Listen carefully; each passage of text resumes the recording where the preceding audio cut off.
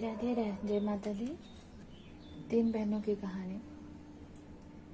अगर आपको हमारी कहानी पसंद आती है कमेंट में जय माता दी लिखें और ऐसे अपना प्यार और सपोर्ट बनाए रखें।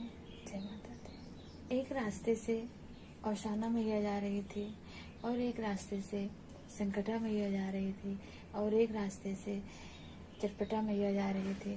तीनों मैया निकल पड़ी थी ऐसे अपना घूमने टहलने देखने सुनने अपना।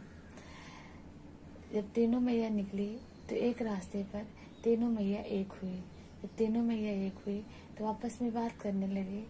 उन्होंने बोला, बहन यहाँ पे कैसे? तो वो बताए कि बस मैं ऐसे टहलने घूमने सबको देखने निकली थी कि क्या हो रहा है। तो संकटा मैया से पूछी। सब लोग ऐसे ऐसे आपस में तीनों लोग बात की और अपना सब बताए। धीरे धीरे बात बढ़ने लगी तो चटपटा मैया में और संकटा मैया में और औशान मैया में बहस होने लगी कि सबसे बड़ी मैया कौन है। तो औशाना मैया बोली, सबसे बड़ी मैं हूँ। तो संकटा मैया बोली, तुमसे बड़ी तो मैं हूँ, मैं सबके संकट काट देती हूँ।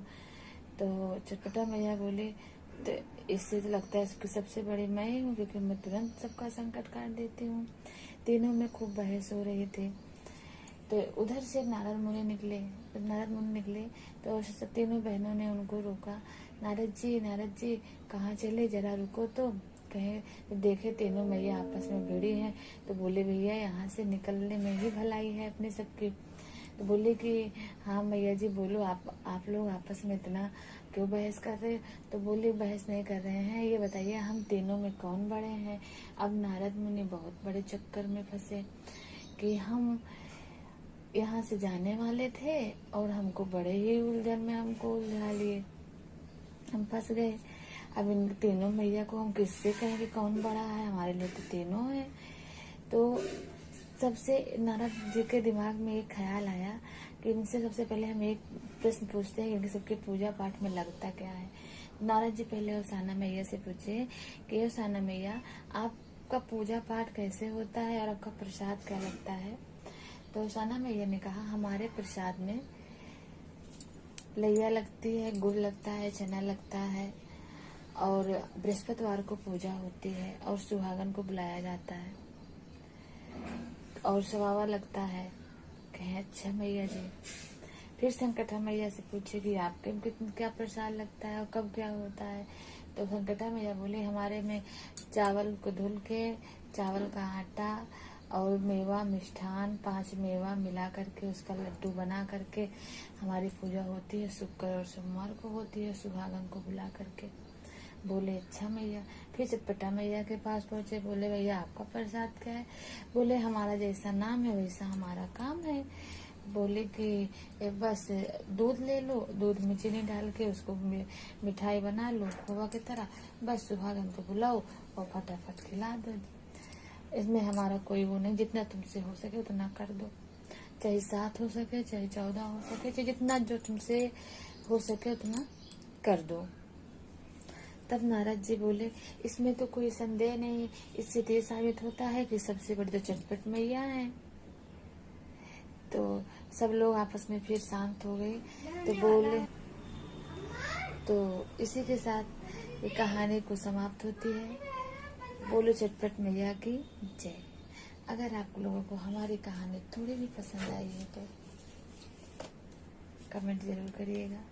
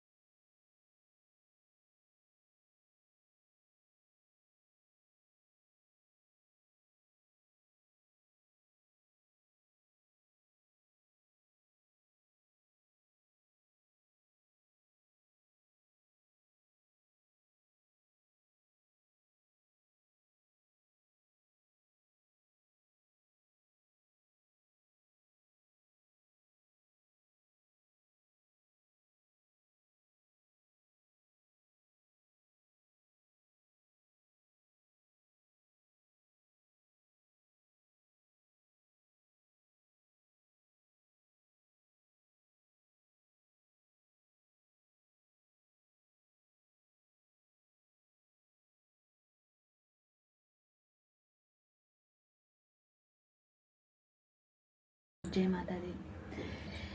आज मैं सबको एक औशान मैया की कहानी सुनाने जा रही हूँ। 3 अम्मा की कहानी सुनाने जा रही हूँ। अगर आप हमारे चैनल पर नए हैं तो सब्सक्राइब कर दें और हमारी कथा को सुने। अगर आपको हमारी कहानी पसंद आती है तो लाइक करें, शेयर करें और कमेंट में जय औशान मैया लिखना ना भूलें। बोलो औशान मैया की जय। आप इसी पर से कथा को सुने। एक अम्मा जी थी, उनके एक लड़का था, उनकी एक बहू थी। बहू भी बहुत संस्कारी मिली और लड़का भी बहुत आदर्श मिला। दोनों मिल कर के अपने माँ का बहुत ख्याल रखते थे, उनका बहुत ध्यान रखते थे। एक दिन मैया जी पूजा पाठ कर रही थी औशाना मैया का। सब स्त्रियों को बुला करके उनकी दुर्गैया कर रही थी। तब बेटे ने कहा, माँ आप इतना पूजा पाठ करती हो, अब आपके पास क्या कमी है? धन दौलत सब कुछ माता जी की कृपा से सब कुछ है। तो अम्मा ने क्या बोला कि बेटा हमारे पास सब कुछ है, लेकिन हम एक बार मैया जी का दर्शन चाहते हैं। हो सकता है ऐसे ऐसे माता जी का दर्शन मिल जाए। तो बेटे ने जवाब दिया कि मैया ऐसे दर्शन नहीं मिलते हैं, उनके लिए बहुत कष्ट करना पड़ता है, सबका साथ देखना पड़ता है। साधु महात्मा कहाँ से कहाँ तक निकल जाते हैं, तब कहीं जाके बहुत कष्ट से तब जाके माता जी के दर्शन होते हैं। तो अम्मा जी अपने मन में ठान ली कि हमें चाहे जो भी कष्ट हो, हमें माता जी का दर्शन करना है। चाहे जो व्यक्ति सच्चे दिल से मानोगे तो पाओगे ज़रूर, आज नहीं तो कल मिलेगा। तो ऐसे मैया जी ने अपने मन में विचार करने लगी। एक दिन वो घर से निकल गई दर्शन करने के लिए औशाना मैया के। कभी न कभी और कहीं न कहीं तो हमको मिलेंगे ही। इसी उम्मीद के साथ औशान मैया का नाम लेते हुए चल पड़ी। औशान मैया का भजन कीर्तन कथा कहानी रास्ते भर कहती गई, सुनती गई। ऐसे ऐसे बहुत दूर तक निकल गई। जब वहाँ तक कुछ दूर पहुँची तो उनको एक बूढ़ी अम्मा और मिली। जब बूढ़ी अम्मा मिली, बोली कि अम्मा जी आप कहाँ जा रही हो? तो बोली मैं औशान मैया का दर्शन करने जा रही हूँ। तो बोली जो बूढ़ी अम्मा मिली थी, तो बोली हम भी चलेंगे। तो कहीं ठीक है, आप भी चलिए, आपका भी उद्धार होगा। अब उनके साथ वो भी अम्मा चल पड़ी। अब 2 अम्मा हो गई, दोनों साथ में बातचीत करते हुए आगे आगे बड़ी वाली अम्मा, पीछे पिछली जो मिली थी वो अम्मा, सब औशाना मैया का नाम लेते हुए निकल पड़े कि कहीं ना कहीं तो वो हमको मिलेंगे। न रास्ता पता न ठिकाना, लेकिन नाम लेके आगे चलोगे तभी तो रास्ता दिखेगा, है ना। ऐसे माता जी का नाम लेते हुए बन बन भटकने लगे, चलने लगे। जाते जाते बहुत दूर तक फिर निकली। फिर एक अम्मा मिली उनको, बोली कि अब माता जी आप दोनों कहाँ जा रही हैं नंगे पाँव? तो बोली कहीं नहीं, मैं औशाना मैया का दर्शन करने जा रही हूँ और हमको क्या चाहिए, जैसे दर्शन मिलेगा मैं अपने शरीर को वैसे त्याग कर दूंगी और हमें कुछ नहीं चाहिए। तो कहीं हम भी चलेंगे, तो कहीं आप भी चलो, तो और अच्छी बात है, 2 से 3 हो जाएंगे। अच्छा, तीनों अम्मा इकट्ठा हो गई। अब जयकारा लगाते हुए मैया जी का भजन गाते हुए निकल पड़े। जय औशान माता, जय औशान माता, जय औशान माता, ऐसे कहते हुए निकल गए दोनों लोग। कुछ दूर पहुंची तो औशाना मैया ने एक पोटली में सोने के सिक्के, हीरा मोती फेंका। बड़ी अम्मा के पैर में ठोकर लगी। बड़ी अम्मा ने ध्यान नहीं दिया, वो निकलती गई औशाना मैया का नाम लेते हुए। फिर छोटी अम्मा जो सेकंड पे मिली थी वो अम्मा के पैर में लगी, वो भी ध्यान नहीं दिया, निकलते हुए जय माता दी बोलते हुए चली गई। तीसरी की अम्मा की बारी आई, उनके पैर में लगे तो वो रुक गई। ये है क्या? जब देखी तो उसमें हीरे मोती सोना चांदी सब भरे थे। अब उनके अंदर लालच आया कि सब हमको औशाना मैया ने दिया है, अब इसको हम लेके जा रहे हैं। अब हमको क्या चाहिए, उनकी कृपा से हमको सब कुछ मिल ही गया जिसके लिए हम जा रहे थे। वहाँ से पोटली उठाई, वो अपने घर वापस हो गई। अच्छा, जैसे कुछ देर ऐसे फिर निकली तो मैया ने, औशाना मैया ने एक सोने की ईंट फेंकी, बड़ी अम्मा के पैर में लगी, वो आगे चली गई, ध्यान नहीं दिया। फिर छोटी अम्मा को पैर में लगी, जब वो देखी तो बोली अरे, उलट पलट उठा के देखी तो सोने की ईंट ठहरी। तो बोली अब हमको क्या चाहिए? हमको औशाना मैया ने इतनी कृपा की कि हमको हमारी विनती सुन ली और हमें क्या चाहिए। अच्छा, वो अपना ईंट लिए अपने घर वापस आ गई। कुछ दूर पहुंची, तो कुछ दूर पहुंची बड़ी वाली अम्मा, तो उनको एक मंदिर मिली। एक मंदिर में सोची कि वहीं पे थोड़ा आराम कर लेते। वहाँ मंदिर में पहुंची तो उनको एक बड़ा सा ऐसे थाल रखा था, उसी में हीरे मोती जवाहर सब ऐसे पड़े थे। तो अम्मा ने देखा तो बोले, वहीं मूर्ति थी माता जी की, तो सब माता एक हैं, केवल नाम अलग है उनका। तो बोले, हे मैया, हमको कुछ नहीं चाहिए, न हीरा चाहिए, न मोती चाहिए, न सोना, न चांदी, हमें कुछ नहीं चाहिए। आपकी कृपा से हमको एक बेटा मिला है, और वो बेटा इतना संस्कारी, इतना आदर्श है कि हम जितना गुणगान करें उतना कम है। उसी की आपकी कृपा से हमको बहू भी बहुत अच्छी मिली है, एकदम बेटी, एकदम माँ जैसे हमको ख्याल रखती है। और हमको क्या चाहिए, बस हमें आपका दर्शन चाहिए माता जी। आपका मन हो तो आप हम पर कृपा करें, अपना दर्शन दें। तब अवसाना मैया ने उस बूढ़ी अम्मा की पुकार सुनी और उनका साफ दिल और सच्चे दिल से उनको दर्शन दिया। जब दर्शन दिया तो बूढ़ी अम्मा देख के चकित रह गई और उनके चरणों में गिर गई। बोली, अवसाना मैया, आज हम धन्य हो गए आपके दर्शन पा करके। हमने संकल्प लिया था जिस दिन आपका दर्शन मिलेगा उस दिन हम अपने शरीर को, अपने प्राण को त्याग कर देंगे मैया। तो हे मैया, आप मुझे उद्धार करिए। तो अवसाना मैया की कृपा से उनका वहीं स्वर्गवास हो गया। अपना प्राण त्याग दिया अम्मा ने, तो उनको स्वर्ग प्राप्त हुआ। और इसी के साथ कहानी ख़त्म होती है। तो बोलो अवसान मैया की जय।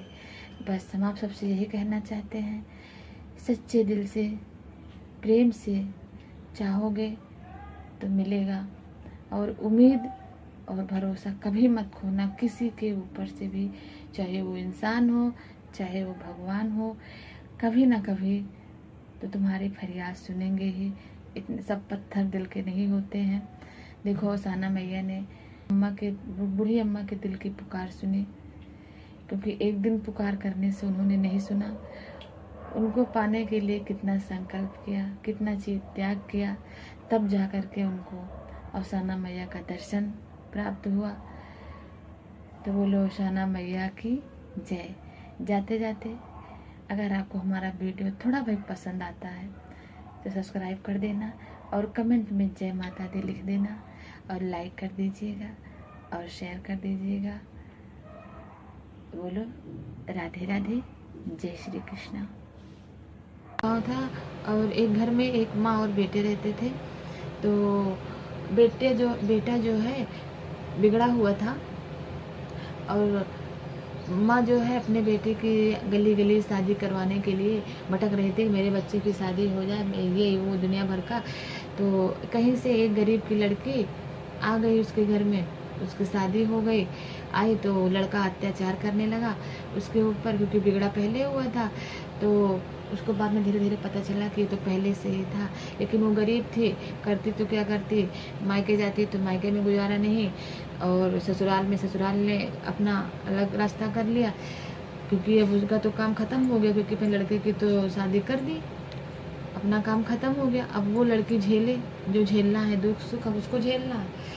अब सब लोग उससे, अब उसको ही गलत सब लोग बोल रहे कि तुम्हारे आने से हुआ, ऐसे नहीं थे पहले, वो नहीं था। अब लड़की मजबूर और लाचार, मायके वाले भी इतने अमीरदार नहीं कि उनको रख ले। वहाँ जाए तो बोले कि बीतना तो तुम्हारा वहीं है, तो कितने दिन तक यहाँ रहोगे, कि तो दूसरी शादी कर लो। तो लड़की ने कहा नहीं, जो एक बार हो गया तो हो गया, दूसरी शादी हम करके क्या करेंगे, हो सकता है इससे भी खराब हो नसीब। कम से कम वहाँ घर परिवार देख तो लेते हैं हम, चाहे कोई मेरा साथ दे चाहे ना दे, कम से कम आँखों से देखती तो हूँ। अच्छा वहाँ तो वो मतलब इधर से मारती फिरती रहती थी। वो फिर ससुराल में आई अपने, तो एक दिन जो है उनके घर में एक गैया पाली थी, और गैया जो है वो बच्चे भी नहीं होते थे गैया के भी, तो सब, और बहू के भी बच्चे नहीं होते थे। तो गांव वाले ताने कसने लगे और कान भरने लगे कि तुम्हारी बहू आई वो भी ऐसे, और गैया देखो वो भी वैसे, तुम दो पहले आप भी ला लिए और कितना खर्चा बढ़ गया। तो एक बात बताएं आप सबसे, आप लोग बीच में मैं कहानी को ब्रेक दे रही हूँ, थोड़ी सी बस केवल बात कह रही हूँ।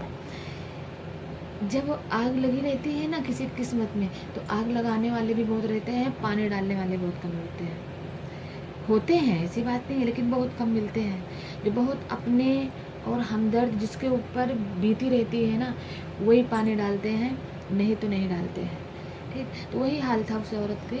तो बगल वाले भी तमाशा देख रहे थे, बोले ऐसे कर दो, ऐसे कर दो, उनके मुंह पर वैसे बोले, उनके मुंह पर वैसे बोले। ठीक है, अब बहू बेचारी तो करे तो क्या करे, कुछ उसके समझ में ना आए, पागल जैसी सी हो गई। अच्छा वो क्या, अपना वो दर्द दबाए, मतलब पड़ी रही है, जो होगा सो देखा जाएगा। चौका बर्तन करके अब बूढ़ा क्या किया, उसको मतलब अलग कर दी। अलग करने के बाद में बोले कि किसी से ना बोलना है, ना चलना है, ना मेरे पास आना है। अब वो दिन रात मतलब वो बहू जो है उसकी पागल सी हो गई थी। अब वो चौका बर्तन कर, एक दिन बर्तन मांज रही थी, बर्तन तो पीछे से गैया आई। जब गैया आई तो गैया उसके पीठ में मुंह से चाटने लगी जीभ से। तो पीछे वो देखी कौन है, देखी गैया है। तो गैया से बोली, मैया आप चले जाओ, नहीं तो आपको देखेंगे सासू मैया, तो आपको भी मारेंगी और हमको भी मारेंगी, और दुनिया का बात भला बुरा होगा। इससे अच्छा है कि आप मेरे पास ना आओ, आप चले जाओ। तो गैया को मतलब अनबोलते जानवर तो होते हैं, लेकिन वो समझती तो है मैया जी। लेकिन वो वहाँ से चली गई। जब वहाँ से चली गई तो वो बाग में गई घास वास खाने। जब बाग में गई तो एक पत्थर था, पत्थर के नीचे एक पत्ता दबा हुआ था, और पत्ता हरा हरा पत्ता था। तो वो पत्ता गैया के खुर में दब गया। खुर में दब गया, आई तो जब बरामदा जो होता है उस पहले उसको चौपार बोलते थे और शार बोलते थे। गैया वहीं खड़ी गई और पत्ता उसके पैर से निकल गया। तो जब बहुरिया घर से निकली तो देखी पत्ता पड़ा है, उसमें मीठा पड़ा हुआ था, मिठाई थे। तो उठा करके थोड़ा से गैया खाई ही थी, और थोड़ा सा ये बहुरिया भी खा ली। बहुरिया खाई तो वो मतलब पेट से हो गई, और उधर गैया भी पेट से हो गई। अब भैया बवाल हो गया कि अब गैया तो गैया, मतलब वो बहुरिया कैसे पेट से हो गई। अब दुनिया भर का उस पर कुलच्छन का लक्षण भी लग गया कि आदमी इस तरह है और तुम्हारी बहुरिया बच्चलन है। अच्छा वो दुनिया भर का वो उस पर इल्ज़ाम लगता गया। अब उसके साथ कोई नहीं था कि वो अपना दुख बयां करे कि मैं सही हूँ। वो बोलती भी थी कि मैं सही हूँ, लेकिन उसका विश्वास कोई नहीं मानता था। कोई भी नहीं मानता था कि तुम सही हो। अच्छा ठीक है, वो भी वो रो के गा के कैसे भी उसको भी सहन किया कि चलो ठीक है कोई बात नहीं। अब ये सब बीतता गया। अब उसकी सास आई तो बोले, गांव वाले जब उसको खूब भरते थे तो उसकी सास आई, बोली अच्छा हमको बताओ तो क्या हुआ, कैसे हुआ। तो बोली ऐसे ऐसे हुआ। आदमी आया, वो पूछने लगा, उसको भी भरा गया, जाओ बोलो तो किसका लड़का बच्चा है। अब आए उसको मारे गाली दे, तो बताने लगी कि मेरा मतलब ऐसे ऐसे हुआ, मैं प्रसाद खाई और मेरे मतलब पेट से हो गई। बोले अच्छा। अब भैया वो सच्चाई का पता लगाने निकली उनकी सासू मैया, गली गली घर घर पूछने लगी कि वहाँ बागों में पत्ता किसने रखा, पत्ता किसने रखा, मिठाई से पत्ता किसने रखना। अच्छा भैया पूरे गांव में पता लगाई, सब बोले कि हमने तो नहीं रखा, हमने तो नहीं रखा। अच्छा भैया सासू मैया को और शंका डाउट हुई, सासू मैया को और शंका डाउट हुई। और इधर पति पत्नी का जो है वो मार मार के बेहाल कर दिया उसको बेचारे को। उसकी मृत्यु नहीं हुई, लेकिन वो मरने के सामान हो गई। जब कष्ट पड़ता है ना तो मृत्यु भी नहीं आती है। ये आप लोग सत्संग भजन कीर्तन बहुत सुने होंगे, मौत मांगने से नहीं मिलती, अचानक आ जाती है। अब उसके वो भगवान से प्रार्थना करती थी, भगवान मुझे बुला लो, मुझे नहीं जीना, लेकिन उसका भगवान भी नहीं सुने कि तुम आ जाओ मेरे पास जगह है। नहीं, जो कर्म किए वो तो भोगना ही पड़ेगा ना, तो भोगो, उसे कर्म में लिखा था। अब भैया जब फिर दूसरे गाँव पहुँचे तो एक ठाकुर के यहाँ चटपट मैया की पूजा हुई थी। तो उसे बोली कि तुम्हारे यहाँ कथा कुछ हुआ था का, कि जो हमारे बाग में वो रखी आई थी मिठाई उठाई। बोली हाँ, हमारे यहाँ हरे पत्ते में वो हुआ था, चटपट मैया की मिठाई बनी थी, तो मैंने बागों में रख दिया था। वो लास्ट में रखा जाता है बांस के उसमें। तो बोली अच्छा, और इसलिए रखा जाता है क्योंकि वो मनोकामना का प्रसाद रहता है। किसी के भी पुत्र हो या किसी की भी मनोकामना पूर्ण हो जाती है खाने से। तो बोली अच्छा। तो उसको भी घर गई और बताई कि ये उनके यहाँ पूजा हुई थी, पूजा का प्रसाद है और ये गैया लाए थे, इसी कारण इनका जो है ये जो चटपट माता है, इनका जो है पैर भारी की हैं और माता जी की शक्ति से इनके अंदर गर्भ हुआ है। तो ये चटपट मैया के कारण उसके किस्मत से एक कुलक्षण का लक्षण मिटा, और वही पति, वही घर परिवार, वही सास उसको प्यार और सम्मान देने लगे। जब उनको सच्चाई की पता चली तो चटपट मैया, जैसे तुमने उनका दुख काटा वैसे सबका दुख काटना, हो सके उसके बाद मेरा भी काटना, तो सबकी रक्षा करना। तो बोलो चटपट मैया की जय। अगर आपको हमारी कहानी थोड़ी पसंद आई हो तो लाइक करिएगा, और ना पसंद है तो डिसलाइक कर दीजिएगा, और अपना प्यार और सपोर्ट ऐसे बनाइए रखिएगा कि आगे हम ऐसे नई कहानी आप तक पहुँचाते रहें। तो बोलो चटपट माता की जय।